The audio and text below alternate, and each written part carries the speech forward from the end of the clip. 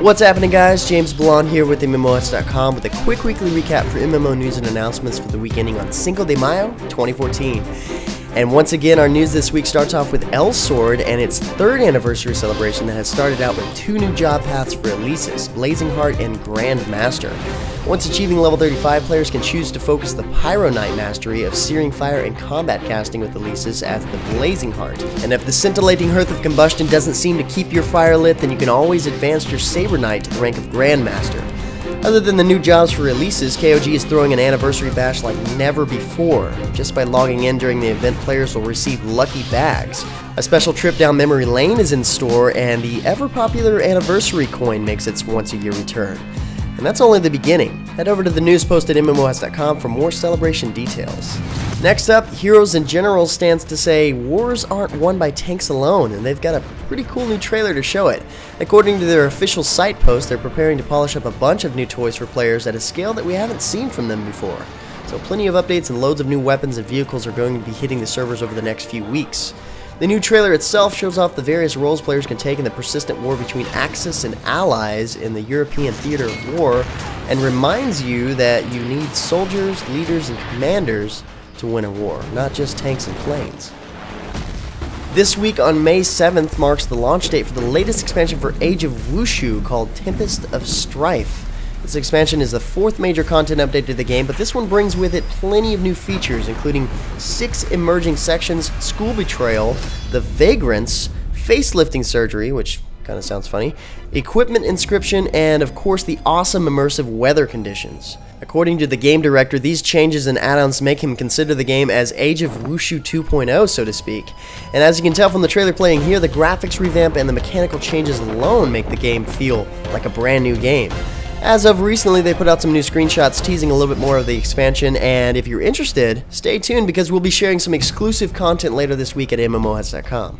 And speaking of Strife, a few new heroes have been added to the battlefield of Strife, the newest being Claudessa Dragonsbane, descendant of the founder of the Knights of Gale and the slayer of the great silvertongue dragon. This hero has endured extremely tough times. She lost her arm, yes, but she slayed the dragon, taking part of his body and making it part of her own permanent armor and weaponry, thus becoming stronger than ever before. It's actually really cool how they went about the lore on this one. It's somewhat inspiring, showing that you may have to lose something great in order to gain something even greater. S2 Games is even encouraging fans to take part in the I Am Claudessa campaign starting on May 12th, where people will submit videos demonstrating how they are like Claudessa by telling their story of courage and overcoming. Well played, S2 Games. Next up, Gunz 2 The Second Duel is now officially come out of early access and launched on Steam, free to play to everyone. The official release brings in plenty of new add-ons, including a new character, Wayne, the Strider, who comes off as a support type character that brings in tons of utility with his whip and revolver. His whip may not be the best for combos, but it can stun lock just fine with jump dash attacks, and the best part is, it can be used to pull enemies in close, flip them into the air, or pull them to the ground. The revolver, on the other hand, is fairly strong despite it only carrying 6 to 8 rounds and it needing a lot of accuracy to use effectively. The game launch also brings in new items, a new map, and of course, new events. Speaking of new maps and characters, Smite had a huge week last week with updates and add-ons, starting out with Tencent and Hi-Rez releasing a funny new trailer showing new players the basics of the game.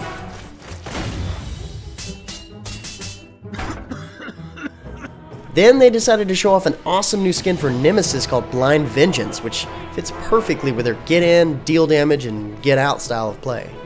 Not to mention they introduced a new game mode and map called Siege, which is a 2-lane map similar to Conquest with a center jungle that acts as a siege monster that players can capture to send down the lane towards their enemies.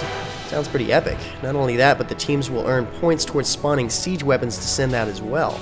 And finally, a new god has been revealed. This time it's Osiris, the Egyptian broken god of the afterlife, who comes in as a warrior wielding a sickle and flail. He seems like a pretty fun god with plenty of build opportunity and variety. Let's just hope that he's not actually broken. You know, like Loki, Thanatos, and Bastet are broken. Not really.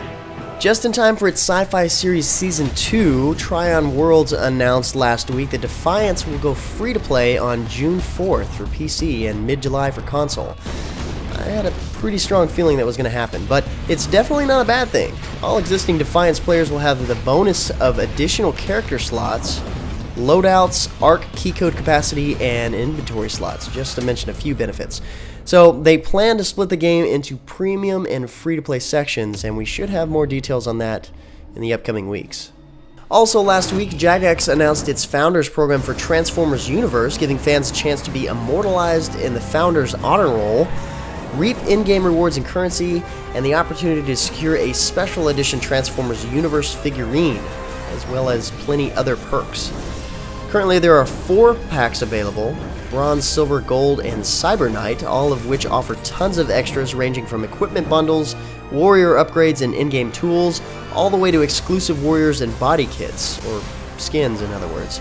And I've got to admit though, with all of these publishers using Founder Packs to start up their game, I've coined a new phrase for this, and I call it Found to Play, because soon it will be the only way you play. Let's hope not. This month marks the 2-year anniversary of Tera Rising. NMass Entertainment is excited to announce that it plans to celebrate this anniversary with a new class, the Reaper class, which is set to shake up the game's class base. Armed with 2 deadly chained blades to bring the pain to all who crosses their path, the Reaper offers a blend of close and mid-range combat options, which should play nicely with Tera's action combat. It's also nice to see that this class is mostly focused on darkness and vengeance. To start up a new Reaper character, current players must have an existing level 40 character of any other class. I expect to see this new class in-game on May 13th. Also last week, Sony Online Entertainment launched its All Access program as an optional benefits program for its members. The All Access Pass has replaced all of SOE Games' top-tier membership levels for one uniform price of $14.99 per month, with extra savings for 3, 6, and 12-month plans. The All Access Pass gets players premium access to all of SOE's games with a 10% discount on marketplace purchases, claim to 500 station cash monthly, as well as exclusive promotions and offers throughout the entire year. But remember one thing, you don't have to purchase this. It's something you choose to purchase if you wish to. And with this launch, fans of the original Planet side can now download the game for free. The game's server Gemini is now live for all players, purely free, no cash shops. EverQuest Next Landmark is apparently raising the bar. In the latest trailer, Dave Georgeson tells us just how crazy detailed player structures have been and how they've already turned the game into what it is now with the tools that the developers have given them. They've decided to hold a Landmarks of Landmark competition. The best creations will be featured in Landmark permanently. Sony Online Entertainment's most recently announced game, H1Z1, is starting to heat up pretty quickly. A new community trailer was uncovered showcasing some of the first epic gameplay footage in the game's official format. Not only that, if you want to see more live-action hands-on gameplay, check out the H1Z1 dev preview with Dizzy PW, where he gets to interview one of the designers, as well as 15 minutes or so of exploration and in-game mechanics. Looks to be a really cool game. Anyway guys, that's about it for all the major MMO news and announcements for this week. If you're looking for more information about the topics in the recap, follow the links in the description below. Otherwise, head over to MMOHuts.com/news for even more news. Feel free to discuss the news in the comments below, or head over to MMOHuts.com/forums. But until next time guys, that's going to be it for me. I'm James Blonde. See you out there, gamers.